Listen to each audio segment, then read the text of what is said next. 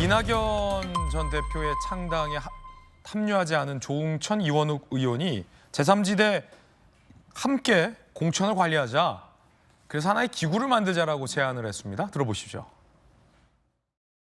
제3지대 대통합을 위한 시한이 얼마 남지 않았습니다. 대통합을 전제로 개혁신당, 새로운 미래, 새로운 선택에게 다음과 같은 방식으로 통합공천관리위원회 구성을 제안합니다. 적극적 화답이 있으리라고 예상을 하고 거부에 대해서는 생각해보지 않았습니다. 만약에 그중에 셋만 한다. 그러면 셋부터라도 일단 먼저 공개 논의를 시작합니다. 말하자면 개문발차를 할 수밖에 없습니다. 지금 왜냐하면 일정이 너무 촉박해가지고요. 개혁신당 차원에서 원래 준비하고 있던 공천 방향성이나 이런 것과 아주 비슷하기 때문에 통합 공관위 형태로 진행된다 하더라도 큰 문제는 없을 것으로 생각됩니다. 일단 표면적으로는 모두 화답하고 있는 모양새입니다. 이낙연 전 대표 측의 새로운 미래도 적극 화답했다고 합니다. 구체적 내용은 조정해야겠지만 참여하지 않을 이유가 없다. 오늘 통합공관위 협상에 예정이 돼 있다라고 합니다. 근데 이게 공천 문제라는 게요. 과연 각각의 목소리가 다르기 때문에 통합 다 같이 공천을 논의해서 하나의 목소리를 공천을 줄 것인가.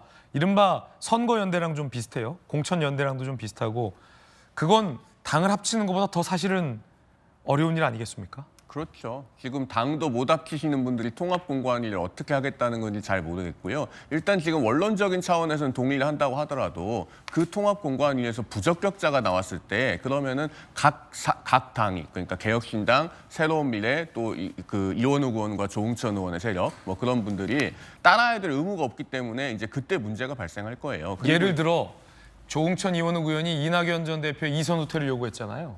그런데 새로운 미래나 뭐 이낙연 전 대표 측에서는 이낙연 전 대표의 광주 출마해야 된다라는 여론이 있잖아요. 그럼 이선 후퇴를 요구하는 조응천 이원욱 의원과 광주 출마해야 된다라는 이낙연 전 대표 측이 공천을 두고 지금 입장이 갈릴 경우에는 과연 누구 하나 양보할 것인가의 문제잖아요. 맞습니다. 그 문제 등 때문에 지금 신당에 합당도 못한 거잖아요. 그렇습니다. 그리고 사실은 저 통합공관위 제안의 이면에는 뭐가 있다고 보이냐면 결국에는 그 제3지대의 세 갈래로 나눠진 세력들이 끝끝내 합당은 안 하겠다고 하는 것이 아닌가 저는 그 함의가 있다고 보여집니다. 왜냐하면 지금 준연동형 비례대표제를 이재명 대표가 유지하겠다고 발표를 했기 때문에요. 그러면은 각 당들이 각계약진해서 자기들이 비례대표 의석을 확보할 수 있다. 이런 계산이 있는 것이 아닌가. 그래서 전국적으로 합당은 하지 않고 통합공관위를 꾸리는 형식으로 선거 연대를 하겠다는 것이 아닌가. 저는 그런 해석도 해봅니다.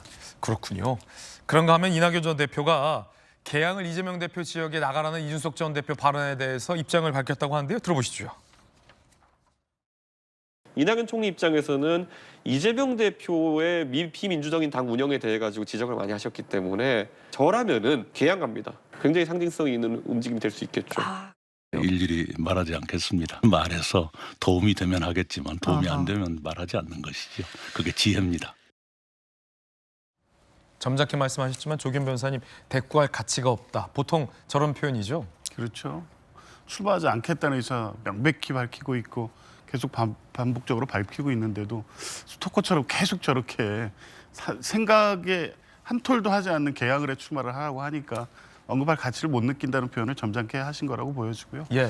글쎄 어떤 선택을 하실지는 모르겠습니다. 설 전에 어떤 뭐 결정하겠다는 여지를 남겨뒀지만 출마해서 낙선하는 것은 이낙연 전 총리로서는 사실 정치적 생명에 치명타를 입는 길이기 때문에 그런 선택하기는 어려울 거로 봅니다. 그러면 이준석 전 대표는 김영주 의원님 왜 개항을 해 나가라. 저라면 개항을 나간다라고 강추했던 걸까요? 어쨌든 뭐 기본적으로 보면 이재명 대표 문제로 탈당을 했다라고 한다면 이재명 대표하고 매치를 하는 것이 좋다라고 하는 단순 셈법이라고 보여지고요. 지금은 뭐 저희 얘기는 논의할 가치가 없다라고 보여지고요. 다만 지금 이제 이원욱, 조응천 이 두 분이 이낙연 그 새로운 미래인가요? 선택인가요? 뭐 이름도 헷갈립니다만 새로운 미래에 결합하지 않은 것에 대해서 좀 반기는 분위기입니다. 그래서 지금 이준석 대표가 그것을 통합선관위 구성에 하답을 한 거거든요. 이제 그런 부분이 있기 때문에 전체적으로 말하자면 아까 우리 송 변호사 얘기한 것처럼 빅텐트가 아니라 선거연합 형태가 되면서 결국 이는 준연동이 됐기 때문에 그런 지점을 해가면서 설 지나면서는 이낙연 전 총리께서 호남이라든지 수도권에 나오는 부분에 대해서도 이제는 뭐 의석수가 중요한 거 아닙니까? 전향적인 생각을 할 수도 있다 그렇게 보여지고 그렇군요. 굳이 이준석 대표가 그 부분에 대해서 왜 개항이 아니냐는 얘기를 하지는 않을 것 같습니다. 네. 저희들은 60초 광고 보고 돌아와서 김진애 더 라방으로 이어가겠습니다.